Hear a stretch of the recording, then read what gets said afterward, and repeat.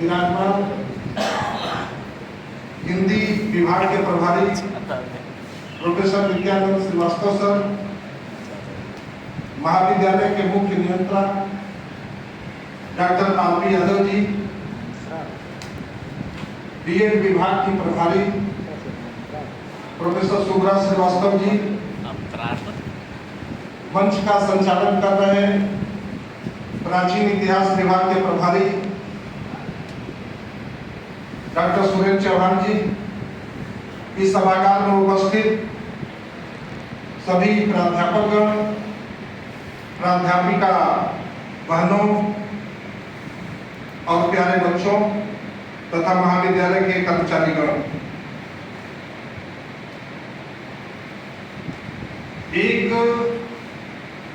शास्त्री जी प्रखर गांधीवादी के नाते जाने गए, एक प्रखर गांधीवादी जिसके चिंतन में और कर्म में गांधीवाद झलकता था और एक स्वयं गांधी थे। आज ये सुअवसर है कि दोनों लोगों की जयंती। कुछ लोग कहते हैं कि गांधी जी की जयंती के दिन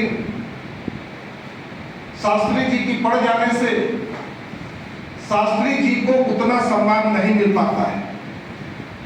मैं कहता हूं कि शास्त्री जी का यह सौभाग्य है कि गांधी जयंती के दिन उनका भी जयंती है, क्योंकि जो देश में परिपाटी दिखती है, अगर गांधी जयंती के दिन शास्त्री जी की जयंती नहीं होती तो जिस हिसाब से हम उनके प्रति कृतज्ञता ज्ञापित करते हैं वैसे नहीं होता। देश में जैसे अन्य प्रधानमंत्री हुए हैं नेहरू जी को छोड़ करके, उसी तरह उतना ही समय मिलता है। इसलिए मैं समझता हूं कि गांधी जी पे विचार करने के बाद शास्त्री जी पे विचार स्वतः हो जाएगा, और गांधी जी पे विचार करने के लिए पहले गांधी जी के व्यक्तित्व को देखना होगा। गांधी जी का व्यक्तित्व समन्वयवादी था। गांधी जी के व्यक्तित्व के गठन पर उनके बचपन से लेकर के जीवन पर्यंत पड़ने वाले प्रभावों का समन्वित असर देखने को मिलता है।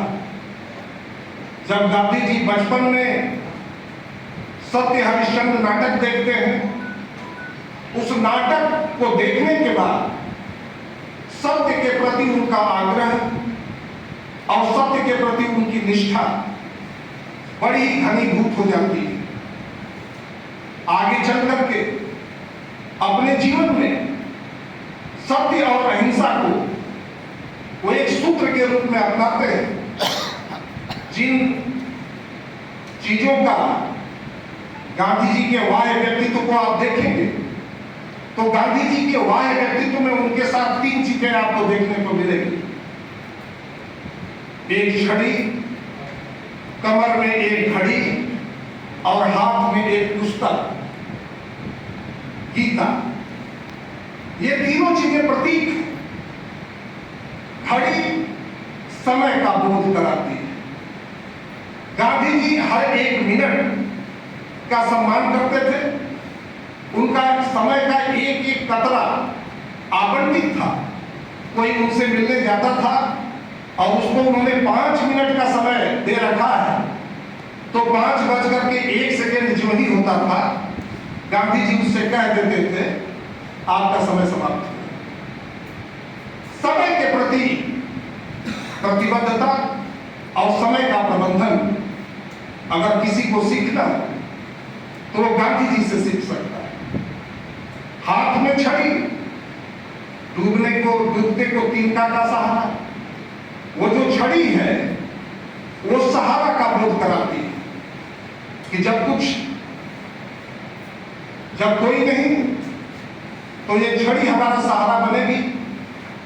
हाथ में छड़ी और एक जो ग्रंथ दिखता था वो कर्मयोग का सबसे बड़ा ग्रंथ गीता। गीता को एक वाक्य में अगर हम गीता को कहें तो कर्मण्येवाधिकारस्ते मा फलेषु कदाचन, action is thy duty, reward is not thy concern. ये गीता का मंत्र एक वाक्य में कर्मयोग के दर्शन से जो अनुप्राणित है, जो जीवन में कर्म की महत्ता को जो ग्रंथ बताता है। और गांधी जी कितने बड़े कर्मयोगी थे, आप अंदाजा लगा सकते हैं कि उन्होंने कहा, भाई एक्शन इज माई मैसेज, मेरा काम ही मेरा संदेश है। और इसीलिए उनका पूरा जीवन एक क्रियात्मक दर्शन की तरह हमारे सामने देखने को मिलता है।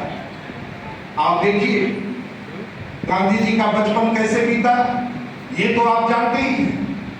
लेकिन कभी कभी कुछ ऐसे अवसर आते हैं जो जीवन में इतिहास सृजन का कारण बनते हैं।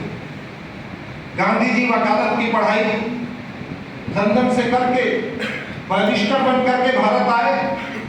उन्होंने अहमदाबाद और बंबई में वकालत करने की कोशिश की, लेकिन वकालत का पेशा उनका ठीक से चलता नहीं था, क्योंकि वकालत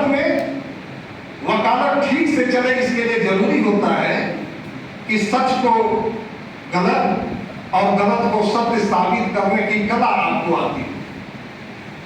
लेकिन गांधी जी का सत्य के प्रति जो आग्रह था वो सबसे बड़ा रोड़ा था, इसलिए उनका वकालत का पेशा नहीं चल पाता था। उसी समय अब्दुल्ला एंड अब्दुल्ला कंपनी ने उनसे कहा, ये जान करके कहा कि एक सस्ता वकील मिल जाएगा। उन्होंने कहा कि दक्षिण अफ्रीका में हमारी एक केस है कंपनी की, हम चाहते हैं कि उस केस को आप लड़ें। गांधी जी जाते हैं दक्षिण अफ्रीका में और दक्षिण अफ्रीका में केस लड़ते हैं। और केस लड़ने के साथ जब वहां देखते हैं कि भारत और एशिया से गए हुए लोगों के साथ किस तरह का अमानवीय व्यवहार हो रहा है, जो गिरमिटिया प्रथा के तहत वहां पे लोग गए थे, उनके पास न तो कोई सामाजिक अधिकार, न तो कोई राजनीतिक अधिकार, संवैधानिक अधिकार का तो कोई सवाल ही नहीं था। ऐसे में गांधी जी सोचे कि कुछ करना चाहिए। उसी बीच एक घटना घटी, उस घटना को आप लोग जानते ही। टिकट होने के बाद भी ट्रेन से उनको उतार दिया गया और कहा गया कि ये सिर्फ गोरे लोगों के लिए ट्रेन है, आप जैसे लोगों के लिए नहीं। गांधी जी को जब यह अपमान मिला तो जागी पाँव न फटी दिवाई, सो का जाने पीर पर आई। गांधी जी ने जब उसको भोगा, अनुभूति किया, तब उन्हें समझ में आया कि भारत के लोग, एशियाई लोग यहाँ पे जो रह रहे हैं वो किस हालात में रह रहे हैं। इसके बाद गांधी जी ने वहां पे फिनिक्स फार्म और टालस्टाय आश्रम दो गठित किया और उस आश्रम में रहने का तौर तरीका और कैसे हम सत्याग्रहियों को तैयार करें, उसका एक व्यवहारिक प्रशिक्षण वहां पे दिया जाता था। देने के बाद गांधी जी ने वहां पे सत्याग्रह किया कि हम इस दीन दशा में इन लोगों को रहने नहीं देंगे। अंत में सत्य की जीत हुई, गांधी जी का सत्याग्रह सफल हुआ, क्योंकि गांधी जी का व्यक्तित्व एक तरफ लियो टॉल्स्टॉय जैसा दार्शनिक, रूसी दार्शनिक आप जानते ही होंगे, वॉर एंड पीस, और एक किताब जिसने सबसे ज्यादा गांधी जी को प्रभावित किया था, लियो टॉल्स्टॉय की लिखी हुई the kingdom of God is within you. ईश्वर तुम्हारे अंदर है, स्वर्ग का साम्राज्य तुम्हारे अंदर है। इस पुस्तक में ईश्वर के प्रति, सत्य के प्रति और अहिंसा के प्रति गांधी जी की धारणा को और ज्यादा मजबूत किया। दूसरी तरफ एक ब्रिटिश इतिहासकार और साहित्यकार जॉन रस्किन की किताब अनटू दिस लास्ट, उसका उन्होंने गुजराती में अनुवाद किया और फिर हिंदी में भी अनुवाद उसका हुआ सर्वोदय नाम से। ऐसे जब गांधी जी कहते हैं कि समाज में आखिरी कतार में जो खड़ा व्यक्ति है उसके लिए कुछ करना है। अभी हम लोगों ने अंत्योदय के ऊपर एक कार्यक्रम किया। ये सर्वोदय और सर्वोदय के अंदर अंत्योदय की जो धारणा थी, मैं समझता हूँ जॉन रस्किन की उस किताब का प्रभाव था जो गांधी जी के ऊपर पड़ा। गांधी जी दुनिया की जितनी भी चीजें थी, हर जगह का कोई ना कोई उनके व्यक्तित्व पे असर पड़ा था। जब ईसाई धर्म में शिला उपदेश, सर्मन ऑन द माउंट, जहां ईसा मसीह अपने भक्तों को, अपने अनुयायियों को शिला पे बैठ करके उपदेश देते हैं और उस उपदेश में वो कहते हैं कि पाप से घृणा करो, पापी से नहीं। गांधी जी इस बात को वहीं से लिए थे, सर्मन ऑन द माउंट से। गांधी जी ने और गांधी जी अपने उपदेशों में, अपनी प्रार्थनाओं में इस बात को कहते थे कि पाप से घृणा करो, पापी से नहीं। क्योंकि भारत का दर्शन, भारत का वेदांत कहता है कि मनुष्य स्वभाव से पापी नहीं है। ईसाइयत और ईसाइयत के ग्रंथ कहते हैं कि मनुष्य स्वभाव से पापी है, अपने सत्कर्मों से उस पाप का शमन कर सकता है। लेकिन भारतीय चिंतन परंपरा और भारतीय दर्शन कहता है कि मनुष्य स्वभावतः पापी नहीं है। मनुष्य का स्वाभाविक प्रकृति, मनुष्य की स्वाभाविक प्रकृति दैवीय है। The original nature of the individual is divine. उस पर जो पर्दा पड़ गया है माया और अज्ञानता के नाते, उस पर्दा को हटाने की जरूरत है।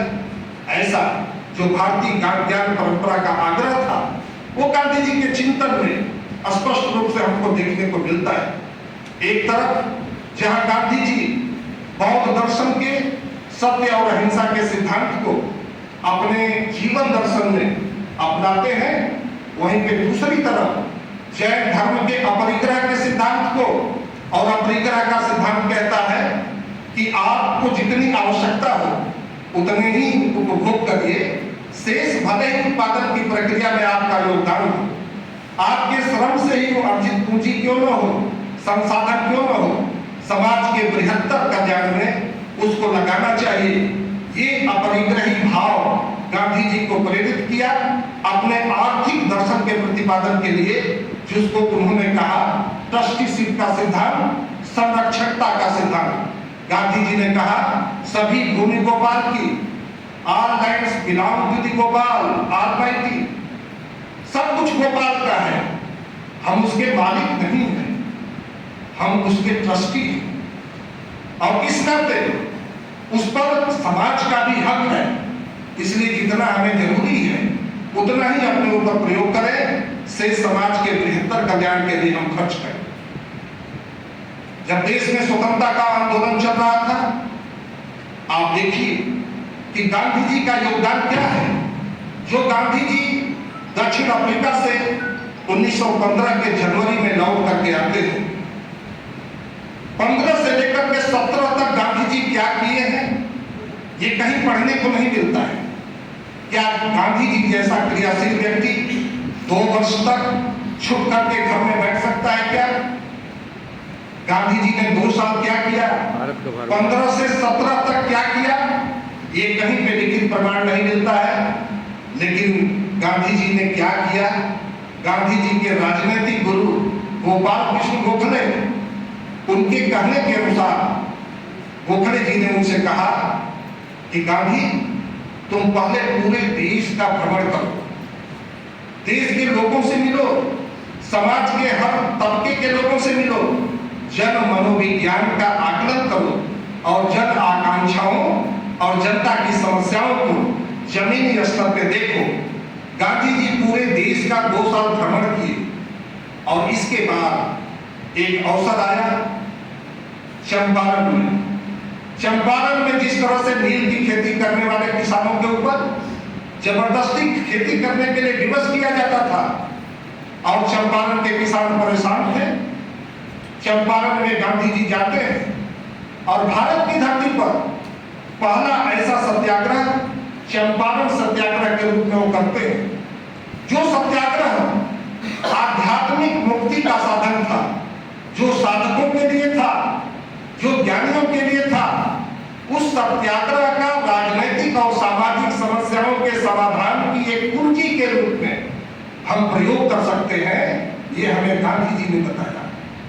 गांधी जी ने हमें बताया कि सत्याग्रह हमारे वर्तमान की समस्याओं के समाधान का भी एक साधन हो सकता है। और चंपारण में पहला उन्होंने सत्याग्रह किया। यहीं से जो दौर शुरू होता है और आजादी की लड़ाई के अंतिम सोपान तक जो पूरा कालखंड है, कालखंड को हम गांधी युग के नाम से जानते हैं। ये गांधी जी की देन थी। गांधी जी के आगमन के पहले समाज के कुछ लोग, जो भी आंदोलन होते थे उसमें समाज के मुट्ठी भर लोग शामिल होते थे, लेकिन गांधी जी ने आंदोलन के स्वरूप को सर्वस्पर्शी बनाया। कहीं आंदोलन में वकील भी निकल रहे हैं, शिक्षक भी निकल रहे हैं, स्कूलों से विद्यार्थी भी निकल रहे हैं, और तो और घर की चारदीवारी से बाहर निकल करके महिलाएं भी एक सार्वजनिक राष्ट्रवाद के एक नए संस्करण का प्रणयन किया था गांधी जी ने। क्योंकि समाज के हर एक तबके को उसमें शामिल करके उसकी भागीदारी सुनिश्चित करके गांधी जी ने राष्ट्रवाद के एक नवीन संस्करण का सूत्रपात किया, जिसको हम सार्वजनिक राष्ट्रवाद के रूप में जान सकते हैं। अब यहां से गांधी जी पूरे यहां से 3 बड़े जन आंदोलन खड़े किए, और तीनों जन आंदोलनों पर गांधी जी का पूरा प्रभाव था। गांधी जी के बारे में कहा जाता है कि वो जन आंदोलनों के सबसे बड़े विशेषज्ञ थे। आंदोलन के 2 तरीके होते हैं, एक होता है संघर्ष विराम फिर संघर्ष, और एक होता है सतत संघर्ष। ये सतत संघर्ष वो व्यक्ति इसका अनुयायी हो सकता है जो ये कहे आराम आराम है। पंडित नेहरू दूसरे वाले संस्करण के अनुयायी थे, समर्थक थे, लेकिन गांधी जी कहते थे संघर्ष विराम संघर्ष। क्योंकि जन आंदोलन के एक्सपर्ट थे, वो जानते थे कि जनता लगातार आंदोलन नहीं कर सकती, थोड़ा उसको विश्राम चाहिए। उस विश्राम की अवस्था में ऊर्जा का संचयन होगा, और फिर नई ऊर्जा और नए उत्साह के साथ एक नए आंदोलन के दौर का सूत्रपात होगा। तो गांधी जी, इसीलिए हम देखते हैं कि जो 3 बड़े जन आंदोलन गांधी जी ने खड़े किए, वो तीनों जन आंदोलनों के बीच में 10 साल का मोटा मोटी अंतर है। पहला जन आंदोलन असहयोग आंदोलन के रूप में खड़ा हुआ जलियांवाला बाग हत्याकांड। जलियांवाला बाग हत्याकांड की प्रक्रिया में असहयोग आंदोलन शुरू हुआ। असहयोग आंदोलन का ज्वार पूरे देश में उभर रहा था। ऐसे में आपके बगल में चौरी चौरा की घटना हो गई, क्रुद्ध भीड़ ने थाने को जला दिया, और गांधी जी को लगा कि अभी देश का मानस अहिंसा आधारित सत्याग्रह के लिए मानसिक रूप से तैयार नहीं है। और गांधी जी ने, जहां बड़े बड़े नेता उस समय आजादी की लड़ाई के गांधी जी के इस निर्णय से प्रसन्न नहीं थे, उनकी बड़ी आलोचना हुई, लेकिन अपने जीवन में गांधी जी अपने सिद्धांतों से समझौता नहीं करते थे, और इसलिए उन्होंने असहयोग आंदोलन को स्थगित करने की घोषणा कर दिया।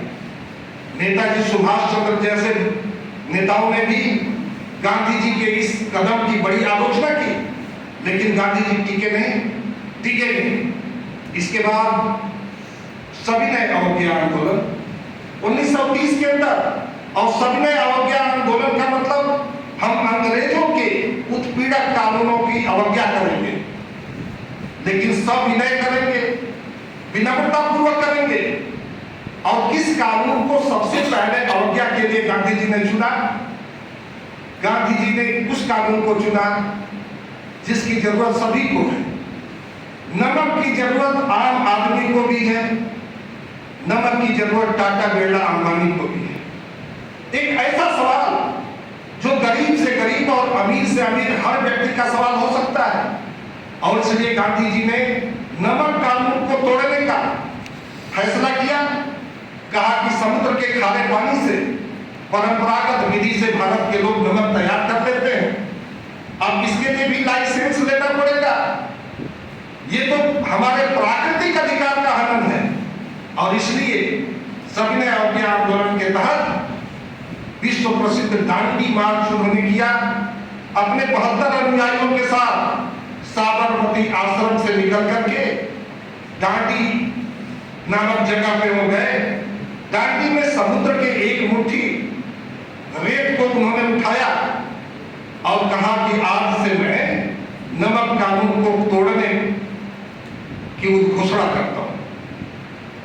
नमक कानून टूट गया।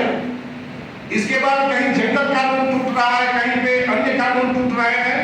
जितने भी उत्पीड़क प्रकार के देश में व्याप्त कानून थे, उन सारे कानूनों के उल्लंघन की एक श्रृंखला पूरे देश में चल पड़ी। और इसके बाद जो तीसरा और अंतिम जिसको हम कह सकते हैं कि ब्रिटिश ताबूत में आखिरी कील ठोकने का काम जिस आंदोलन ने किया था, वो था क्विट इंडिया मूवमेंट, भारत छोड़ो आंदोलन।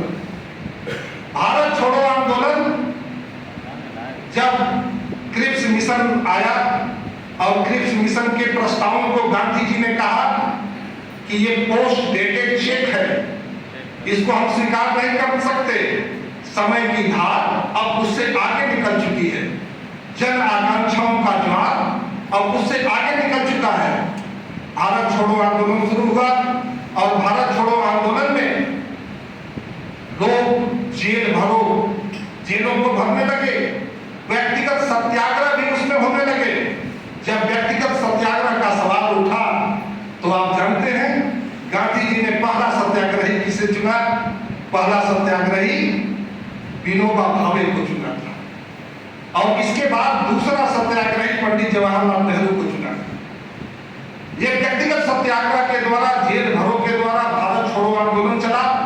सारे नेताओं को कांग्रेस उस समय एक सर्वस्पर्शी मंच था और इसलिए कांग्रेस के बड़े नेताओं को जेल में डाल दिया गया और उसका नतीजा ये हुआ कि जहां जो नेतृत्व मिला लोग उसके इशारे पे चल पड़े। पूरे देश के अंदर आंचलिक नेतृत्व खड़े हुए और 3 जगह लोगों ने ब्रिटिश साम्राज्य के यूनियन जैक झंडे को उतार करके तिरंगा लहरा दिया और घोषित कर दिया, आज से हम ब्रिटिश साम्राज्य के हिस्सा नहीं है, आज से हम स्वतंत्र हैं। और एक जहां पे घटना घटी थी, हमारे लिए सौभाग्य की बात है कि वो उत्तर प्रदेश में है और वो बलिया है। बलिया में चीतू पांडे जी के नेतृत्व में ये काम हुआ था, लोगों ने तिरंगा लहरा दिया। महाराष्ट्र के सतारा में इस प्रकार की घटना घटी और पश्चिम बंगाल में तामलुक नामक जगह थी, वहां पे भी लोगों ने इस तरह से किया। पूरे देश के अंदर 3 जगह। और भारत छोड़ो आंदोलन ने और कुछ किया हो या न किया हो, अंग्रेजों को यह सोचने के लिए विवश कर दिया। और उस समय विश्व युद्ध का दौर भी चल रहा था और विश्व युद्ध के दौर में जिस तरह से ब्रिटेन की अर्थव्यवस्था ध्वस्त हुई थी, उसको देखते हुए अब ब्रिटिश शासन ये विचार करने लगा कि अब भारत में लंबे समय तक हमारा रहना ठीक नहीं है। और उसी के बाद वावेल प्लान और कैबिनेट मिशन भारत आया, जैसा कि आप जानते हैं। और उस कैबिनेट मिशन के बाद भारत में संविधान सभा का गठन और भारतीय स्वाधीनता अधिनियम का पारित होना, भारत का स्वतंत्र होना। भारत स्वतंत्र हो गया। स्वतंत्र भारत कैसा होगा, आजाद भारत कैसा होगा, उसका एक प्रारूप 1908-9 में अपनी लिखी हुई किताब हिंद स्वराज में गांधी जी ने दे दी थी एक तस्वीर। लेकिन देश की सत्ता बड़े विश्वास के साथ अपने जिस अनुयायी को गांधी जी ने सौंपी थी, उन्होंने गांधी जी के हर एक चिंता को उलट दिया। उस आधी रात को जब देश स्वतंत्र हो रहा था, पंडित नेहरू ने स्वतंत्रता के समय अपने ऐतिहासिक भाषण नियति के साथ समझौता में कहा था कि we have to wipe out every tears from the every eyes to fulfill the Gandhian dream। हमें गांधी जी के स्वप्नों को पूरा करने के लिए हर आंख से हर आंसू पोंछना है। ये प्रतिबद्धता अपने आजादी के समय के भाषण में व्यक्त करने के बाद उन्होंने गांधी जी के हर एक प्रारूप को पलट दिया। गांधी जी ने कहा तालाब और जोहड़ बना करके जल संरक्षण किया जाना चाहिए। नेहरू जी ने कहा कि नहीं, बड़े बड़े बांध बनाए जाएंगे। उन बांधों को उन्होंने विकास के मंदिर कहा। The dams like Bhakra, Nangal and Rihan are the temples of development, और ऐसा कहकर के बड़े बड़े बांध बनाए गए। यानी गांधी जी की एक बात को उन्होंने पलट दिया। गांधी जी ने कहा कुटीर उद्योग को, हस्तशिल्प को बढ़ावा देना चाहिए। नेहरू जी ने कहा कि नहीं, मशीनों से उत्पादन होगा, कपड़े मशीनों से बनाए जाएंगे, क्योंकि पाश्चात्य चिंतन और पाश्चात्य पद्धति से वो बहुत प्रभावित थे। उन्होंने मशीनें कनेक्ट कर दिया। गांधी जी ने कहा उत्पादन मानव आधारित होना चाहिए। इन्होंने कहा कि नहीं, उत्पादन मशीन आधारित होना चाहिए। गांधी जी ने कहा उत्पादन की प्रक्रिया श्रम आधारित होनी चाहिए। नेहरू जी ने कहा कि नहीं, उत्पादन की प्रक्रिया पूंजी आधारित होनी चाहिए। गांधी जी ने कहा कुटीर और लघु उद्योगों को बढ़ावा देना चाहिए। नेहरू जी ने कहा कि नहीं, भारी उद्योगों को बढ़ावा दिए बिना देश का विकास नहीं हो सकता है। तो गांधी जी की हत्या एक गांधीवादी ने किया।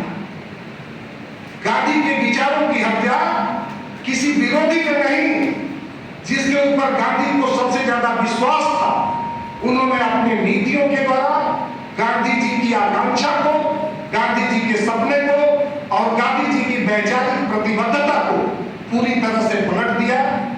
लेकिन कहा जाता है, गांधी के बारे में ये कहा जाता है, 20वीं शताब्दी में जिन दो महापुरुषों ने साहित्य, कला, राजनीति, इतिहास और दर्शन हर एक क्षेत्र को प्रभावित किया, वो दो नाम हैं। एक है गांधी और दूसरे है कार्ल मार्क्स। गांधी के बारे में कहा जाता है, आप गांधी की प्रशंसा कर सकते हैं, आप गांधी की आलोचना कर सकते हैं, लेकिन गांधी को आप इग्नोर नहीं कर सकते। आपको गांधी की चर्चा तो करनी ही होगी, चाहे प्रशंसा के रूप में या आलोचना के रूप में। आज गांधी जी इतने प्रासंगिक हैं, उनके एक सिद्धांत को पकड़ करके कोई नेल्सन मंडेला अफ्रीका का गांधी हो जाता है, कोई श्रीलंका का गांधी हो जाता है, कोई कनाडा का गांधी हो जाता है। गांधी जी की सिद्धांतों की वैश्विक उपादेयता, प्रासंगिकता आप समझ सकते हैं। आज गांधी जी की जयंती के अवसर पर हम उनके प्रति श्रद्धासुमन अर्पित करते हैं और साथ ही साथ देश में शौर्य और समृद्धि दोनों को नई ताकत देने के लिए जय जवान जय किसान का गगनचुंबी उद्घोष देने वाले, अपनी दृढ़ता का परिचय देकर के अपने जन्मजात दुश्मन पाकिस्तान को ये चेतावनी देने वाले कि विश्व में कोई भी हमारी संप्रभुता को अगर चुनौती देगा तो हम बकसने वाले नहीं हैं। ऐसे स्वर्गीय लाल बहादुर शास्त्री के प्रति भी अपने श्रद्धा के शब्द अर्पित करते हुए मैं अपनी वाणी को विराम देता हूं। बहुत बहुत धन्यवाद। जय हिंद, भारत माता की।